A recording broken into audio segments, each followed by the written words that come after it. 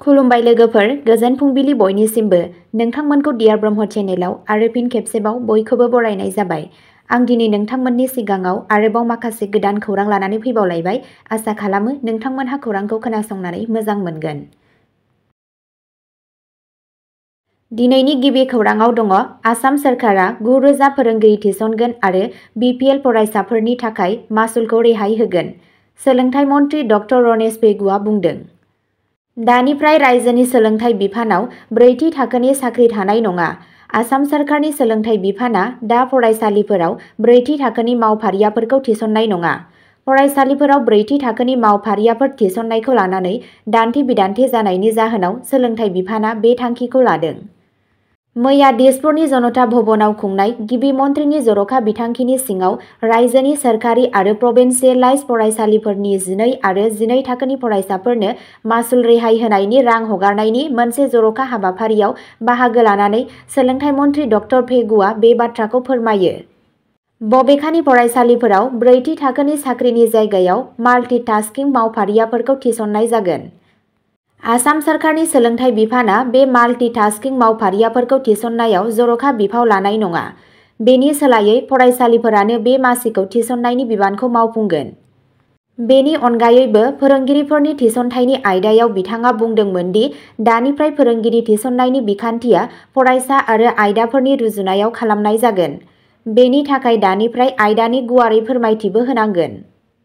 आयदा बादियै मोनफ्रोमबो आयदायाव फोरोंगिरिफोरनि थिसनथायनि थाखाय बाङाइसिनाव 10 फोरोंगिरिफोरनि गोनांथि जागोन। बेनि अनगायैबो सानखान्थि फोरोंगिरिफोरनि थिसनथायजों लोगोसे सानखान्थि फोरोंगिरिफोरनि मासि सोरजिनायनि थाखाय साख्रि सिबिथायनि नेमफोरखौ सिगांनिफ्रायनो सोदांनाय जाबाय। बेराफारसेथिं सोलोंथाइ मन्थ्रिया बुंदों दि इयुनाव सोलोंथाइ बिफानाव आरो कन्ट्राक्चुएल फोरोंगिरि थिसननाय जानाय नङा। दानिफ्राय खालि सरासनस्रा मासिफोरखौल' थिसननाय जागोन। मोनफ्रोमबो फरायसालिफोराव गोनांथार महरै टेट रोंगौथि गोनां फोरोंगिरिफोर थानांगौ। सोलोंथाइ मन्थ्रिनि बायदिब्ला थाबैनो आरोबाव 9,000 फोरोंगिरिफोरखौ थिसनथाय होनाय जागोन। फोरोंगिरिफोरहा ओनसोलारि रावनि सायाव गियान थानांगौ। फैगौ सोलोंथायारि बोसोरनिफ्राय गासैबो फरायसालिफोराव स्मार्ट क्लासरुम थागोन। बेराफारसेथिं बे फालिथायाव बिथाङा बुङो दि फरायसाफोरनि मुं थिसननाया बेसेन नाङै जानांगौ आरो बुंदोंमोन दि टिउसननि मुङाव फरायसाफोरनिफ्राय मासुल लानाया मोनसे सरासनस्रा नङै खामानि। सोरखारा फोरोंनायनि थाखाय फोरोंगिरिफोरनो दान बान्था होयो। बेनि उनावबो टिउसननि मुङाव मासुल लानायनि जुक्तिया मा? बिथाङा बुंदोंमोन दि दानिफ्राय सोरखारि आरो आइजोआरि खालामजानाय फरायसालिफोरा मासुल लानो हानाय नङा। बेखौ नोजोर होनो गोनां दि दिनै जनता भवनाव गिबि मन्थ्रिनि जर'खा बिथांखिनि सिङाव निखावरि हांखोनि गाहायाव थानाय फरायसाफोरनि थाखाय मुं थिसननाय मासुल रेहायनि रांखौ हगारनाय जादोंमोन। सोलोंथाइ मन्थ्रि डक्टर पेगुआ बुंदोंमोन दि बिथाङा बे हाबाफारियाव बाहागो लानो मोननानै जोबोद गोजोननाय मोन्दों। बे फालिथायाव दिनै DBTनि गेजेरजों रायजोनि गं 1,145 सोरखारि आरो रायजोआरि गोजौसिन गेजेरारि फरायसालिफोरनो बे बिथांखिनि थाखाय थिखानाय गासै 18 कौटि रां होनाय जादोंमोन। सोलोंथाइ मन्थ्रिया 12 आरो 12 थाखोनि गासै सा 2,50,899 फरायसाफोरखौ बरायदों, जायफोरा बेनिफ्राय मुलाम्फा जादोंमोन। बिथाङा फरायसाफोरनि जिउनि जौगानायनि थाखायबो हास्थायदोंमोन।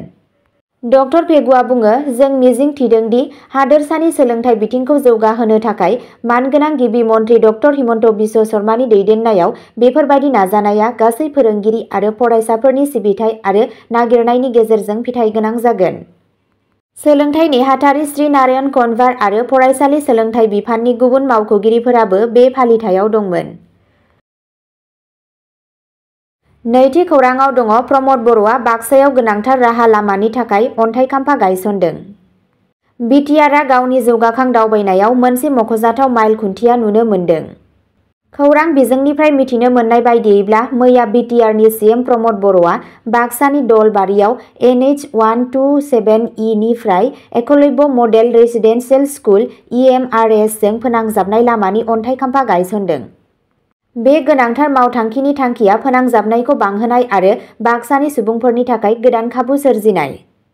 बे फोरबोआव मानगोनां BTCनि बुंथिगिरि श्री खाथिराम बर' आरो मानगोनां MLA श्री भुपेन बर'जों लोगोसे मुंदांखा गेदेमा सुबुंफोरा बाहागो लादोंमोन, जाय ओनसोलाव जौगानाय आरो जौगानायखौ दैदेननायाव बे मावथांखिनि गोनांथिखौ नोजोर होदोंमोन। फोनांजाबनायखौ साबसिन खालामनानै बे मावथांखिया ओनसोलारि सुबुं समाजाव मोनसे मोजां गोहोम खोख्लैगोन होनना मिजिंथिनाय जादों, जाय सोलोंथाइ, सावस्रि जोथोन आरो रांखान्थियारि खाबुफोरखौ गोरलैयै मोननो खाबु होगोन। बिटिआरनि सोलिबाय थानाय जौगालु हाबाफारिफोरनि बाहागो महरै बे मावथांखिया गावनि नोगोरारिफोरनि थाखाय जिउनि गुनखौ बांहोनो थाखाय सोरखारनि रादाय होनायखौ दिन्थियो। थामथि खौराङाव दङ बिटिआरआ आलु दिहुनथायखौ जौगाहोदों, सिएम प्रमद बर'आ गाहाय हाबाफारि बेखेवदों। बिटिआरआव सिएम प्रमद बर'आ आलुनि दिहुनथायखौ बांहोनो थाखाय मोनसे मख'जाथाव नारसिननायाव बिटिआरनि सिएम प्रमद बर'आ मैया बरमा कोल्ड स्टरेजखौ नायदिंहोयो, जायखौ फैबाय थानाय बोथोरनि थाखाय 7,500 मेट्रिक टन आलुखौ सामलायनो हानाय जादों। गावनि दावबायनाय समाव सिएम बर'आ फैगौ 2 बोसोराव 5,000 बिघाखौ आवग्रिनो थांखि लानानै बिटिआरनि आबाद बिफाननि सिङाव मोनसे आलुनि क्लास्टार बेखेवदोंमोन।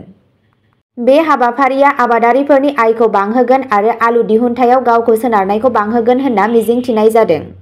जायगानि आबादारिफोरखौ हेफाजाब होनो थाखाय सिएम बर'आ खदाल एग्रिकालचार कअपारेटिभ ससाइटिनो 250 कुइन्टेल आलु रानदोंमोन। आलुनि क्लस्टरआ बाक्सानि उत्तर कुसि सुबनखाता आरो भुटान हाजो सेरफांनि साखाथिनि ओनसोलफोरखौ सुफुंगोन। बे हाबाफारियाव बिटिसिनि मानगोनां बुंथिगिरि खाथिराम बर', मानगोनां एमएलए श्री भुपेन बर', इएम श्री राकेश ब्रह्म आरो गुबुन गुबुन मावख'गिरिफोरजों लोगोसे मुंदांखा मानगोनां सुबुंफोरा बाहागो लादोंमोन। बे जौगानाया आबाद दिहुनथायखौ बांहोनो आरो ओनसोलारि आबादारिफोरनि जिउ राहाखौ जौगाहोनो थाखाय बिटिआरनि सोलिबाय थानाय नाजानायनि बाहागो। ब्रैथि खौराङाव दङ शिबसागर जिनाहारि जाथाय, सासे दायनिगिरिखौ हमबाय। डेम' पुलिसआ शिबसागर जिनाहारि जाथायजों सोमोन्दो थानाय सासे दायनिगिरि भेटि टप्न' एबा लथारखौ खादों। गाग्लोबग्रानि थाखाय न्याय बिनानै बांलांनाय हेंथा दिन्थिफुंनायनि गेजेराव बे खानाय जादों। सुलुंनि बायदिब्ला भैटिखौ डेम'नि कुसुमारि ओनसोलाव मोनसे न'आव थाखुमानाय समाव हमनाय जादोंमोन। नैथि दायनिगिरि सुनिल टप्न'खौ नागिरनो थाखाय आथिखालाव मार्घेरिटायाव पुलिसनि नागिरनाया सोलिगासिनो दं। रिपर्टनि बायदिब्ला सासे 9थि थाखोनि फरायसा आरो एथलीट लामायाव थाबायनाय समाव 3 सुबुङा खावदोंमोन। सुनिल आरो भैटिया सुनिलनि न'आव बिथांजोखौ जिनाहारि खालामदोंमोन।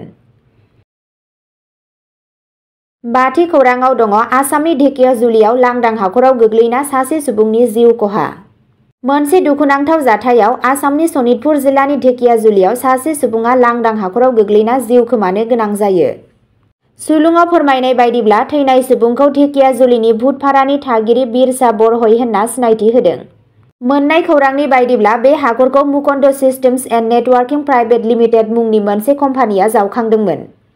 बेनि अनगायैबो हाखरनि सोरगिदिं जेबो बेरिकेड दोननाय जायाखैमोन, जायनि जाहोनाव बे दुखुनांथाव जाब्रबथाया जादों होनना सुलुङा बुंबावदों। जाथायनि उनाव जायगानि सुबुंफोरा बिबानगिरिफोरखौ आरोबाव जाब्रबथायखौ होबथानो थाखाय बेबादि खामानि मावग्रा थावनिफोरनि रैखाथिखौ रोखा खालामनो थाबैनो राहा लानो खावलायदों।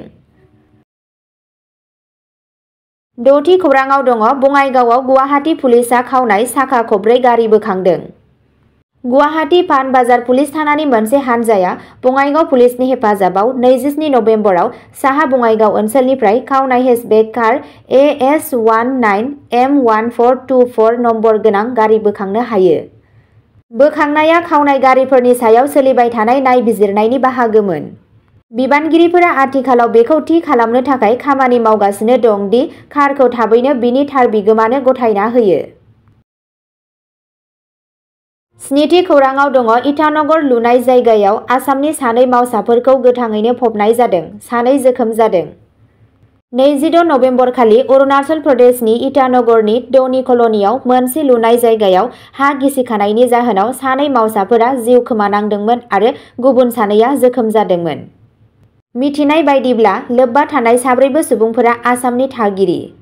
रिपर्टनि बायदिब्ला बे जाब्रबथाया मोनसे दोनथुमनाय इन्जुर लुनायनि थाखाय जावखांनाय खामानिनि समाव जादों, जेब्ला हरखाबै हा गोग्लैनाया मावसाफोरखौ फबदोंमोन।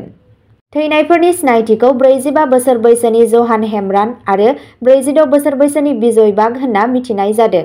2बो आसामनि धेकियाजुलिनि थागिबि। खौरां मोननाय बायदिब्ला जोखोम जानाय मावसाफोर गणेश अरान आरो जसेफ दपनुखौ फाहामथायनि थाखाय रमाकृष्ण मिशन देहा फाहामसालियाव थिसननाय जादोंमोन। पुलिस मावख'गिरि रणधीर कुमार झा, जाय नेशनेल डिजास्टार रेसपन्स फर्स आरो जायगायारि पुलिसनि हेफाजाबजों रैखाथि हाबाफारिखौ दैदेनदोंमोन, बिथाङा फोरमायदोंमोन दि अपारेशना बेलासिनि 9 रिंगानिफ्राय मोनाबिलिनि 9 रिंगासिम सोलिदों। इटानगर पुलिस थानायाव सरासनस्रा नङै थैनायनि मोनसे केस रेजिस्टार खालामनाय जादों। अब्ला दिनैनि खौराङा एसेनोसै। जाय बिथांमोनहा सानसेनि फानजामुथिखौ नायनानै मोजां मोनो, स्क्रिनाव होनाय चेनेल बड' इनफ' पइन्टआव थांनानै नायहैनो हागोन। चेनेलनि लिंकखौ डिस्क्रिप्शनाव होनाय जादों।